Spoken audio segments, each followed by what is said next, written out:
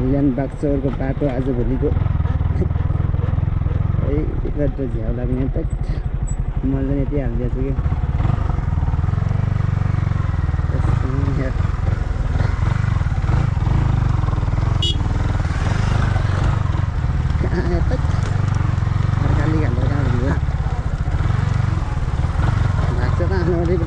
गर्छ